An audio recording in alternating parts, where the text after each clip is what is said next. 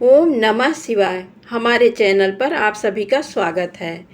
आइए जानते हैं वट सावित्री व्रत की सामग्री और पूजन विधि। 30 मई 2022 दिन सोमवार को वट सावित्री व्रत मनाया जाएगा। वट सावित्री व्रत सभी सुहागिन महिलाओं के लिए बहुत ही महत्वपूर्ण व्रत होता है। इसमें सुहागिन महिलाएं 16 श्रृंगार करके अपने पति की लंबी उम्र के लिए बरगद के पेड़ की पूजा करती हैं।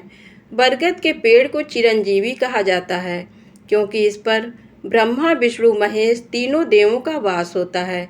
ऐसी मान्यता है कि इस पर हर वक्त माता लक्ष्मी का निवास रहता है।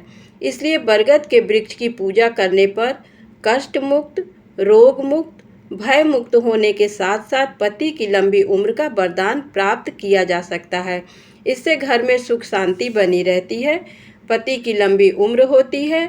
सुहागिन महिलाएं 16 श्रृंगार करके टोकरी में सामान लेकर नज़दीक में किसी बरगद वृक्ष के पास जाकर विधिवत उसकी पूजा अर्चना करती हैं और उस पर जल चढ़ाती हैं, कच्चा सूत से परिक्रमा करती हैं।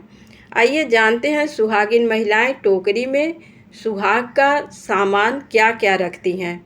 सुहाग के सारा सामान में कच्चा सूत, रोली, चंदन, अक्षत, घर से बना मीठा पकवान, फल फूल, मिट्टी का दिया, भीगा चना, मिठाई, खरबूजा और हवा करने के लिए पंखा, चौकोर 2 कपड़ा चाहे लाल या पीला एक कपड़ा रख लेते हैं। वस्त्र में आप उसको चढ़ाएं या फिर वस्त्र में आप चुनरी लाल या पीले रंग का, काला नहीं होना चाहिए, उसे चढ़ाएं। उसे आप प्रसाद रूप ले सकते हैं, पहन सकते हैं। पति के लिए भी वस्त्र आप चढ़ाएं, अगर हो तो रुमाल चढ़ाएं, बनियान चढ़ाएं, गमछा चढ़ाएं, ऐसे कुछ भी शर्ट भी चढ़ा सकते हैं, बस काला नहीं होना चाहिए। बनियान या रुमाल या गमछा कोई भी अगर सफ़ेद रहता है तो उस पर थोड़ा सा हल्दी का एक किनारे पे छोटा सा छींटा लगा दिया जाता है। इस दिन ऐपन भी रहता है। भरा कलश लेकर नज़दीक में बरगद के पेड़ के पास जाकर उसकी परिक्रमा करती हैं औरतें और पूजा करती हैं। सुहागिन महिलाएं सुबह सुबह स्नान करके 16 श्रृंगार करके सबसे पहले अपने घर के मंदिर में पूजा करें, वहां व्रत का संकल्प लें।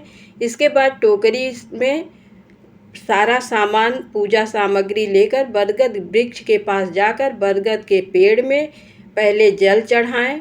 जल चढ़ाने के बाद जो हल्दी का आपने ऐपन बनाया है उसे आप टीक दें। ये बहुत शुभ माना जाता है। इसे पहले हल्दी का जो है ऐपन लगाया जाता है बरगद के पेड़ में, फिर उसी पर जो आपने लाल या पीला चौकोर कपड़ा लिया है उसे वहीं पे चिपका दिया जाता है। ये सावित्री माँ का प्रतीक माना जाता है। फिर उसी पे सिंदूर आपको लगाना है। उसके बाद नीचे जो बांस का पंखा लिया है आपने उसे रख दीजिए और वहाँ पे 7 या 9 बरगद का पत्ता लेकर उसी पे जो भी प्रसाद आपने लिया है, फल फूल प्रसाद, ये सब रख दीजिए। फूल चढ़ाइए, माला चढ़ाइए। सब चढ़ाने के बाद प्रसाद वहाँ रखने के बाद अब आती है बारी परिक्रमा करने की। श्रृंगार का सारा सामान चढ़ा दीजिए सावित्री माँ को। कपड़े जो ले गई हैं पति का या अपना जो भी कपड़ा वस्त्र है वो सब चढ़ा दीजिए। उसके बाद परिक्रमा करना है। परिक्रमा करने के लिए जितनी बार आपको परिक्रमा करनी हो उतना पहले से ही, चाहे चना का परिक्रमा करिए या मूंगफली दाना का या मेवा में कोई भी चीज़ लेकर करते हैं, काजू ले लिया, किशमिश ले लिया, जितनी बार भी परिक्रमा करना है और जिस चीज़ से करना है उसे उतना गिनकर अपने पास रख लेना है। और हर एक परिक्रमा के बाद आपको एक दाना लिया है, एक परिक्रमा पर वो चढ़ा देना है बरगद वृक्ष के जड़ के पास, सावित्री माँ के पास उसे चढ़ा देना है और फिर सिंदूर उनको लगाकर सावित्री माँ को वही अपने मांग में सिंदूर को लगा लेना है। इस तरह से परिक्रमा आपको जितना करना हो 21, 51, 108 वो आप करिए। और उसके बाद जो भी आपका कच्चा सूत या धागा बच जाता है तो उसे काटना या तोड़ना नहीं चाहिए, ना तो वहाँ पे बांधना चाहिए। उसे उसी में किसी तरह अटका दीजिए उसी में फंसा दीजिए, उसे तोड़ा नहीं जाता है। इस तरह से परिक्रमा करें और बाद में कथा सुने, कहानी सुने। कथा कहानी सुनने के बाद फिर ये सावित्री माँ को जो पंखा आपने लिया है उसे उनको हवा करिए और उनसे अपने सुहाग के लिए मंगल कामना और उनसे आशीर्वाद लीजिए। उसके बाद घर आएँ। घर आने के बाद अपने पति को उसी पंखा से हवा करिए और जो ऐपन आपने लिया था उस कटोरी का ऐपन पूरा चढ़ा दीजिए। उस कटोरी को आपको धुलना नहीं है, उसे घर पर ले आना है। उसमें जो लगा है उसे अपने पति को टीका रूप में लगा दीजिए और जो बांस का पंखा लिया है आपने उससे हवा करिए, पति के चरण स्पर्श करिए।